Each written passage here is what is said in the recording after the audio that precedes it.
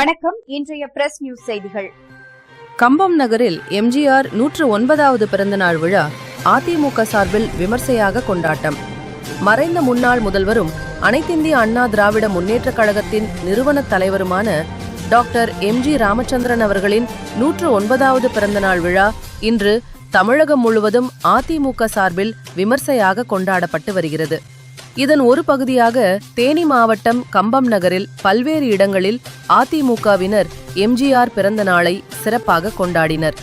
கம்பம் வடக்கு நகர கழக செயலாளர் கார்த்திகேயன் தலைமையில் காவல் நிலையம் முன்பு எம்.ஜி. ராமச்சந்திரனின் திருவுருவ படத்திற்கு மலர் தூவி மரியாதை செலுத்தப்பட்டு இனிப்புகள் வழங்கப்பட்டன.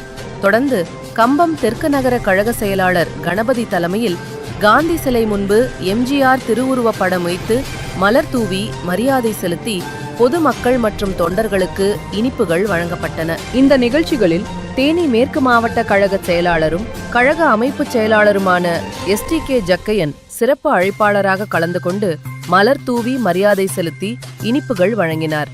இந்நிகழ்ச்சிகளில் அதிமுக கட்சி நிர்வாகிகள், தொண்டர்கள் உள்ளிட்ட ஏராளமானோர் கலந்து கொண்டு எம்ஜிஆர் புகழ் பாடி பிறந்த நாளை உற்சாகமாக கொண்டாடினர்.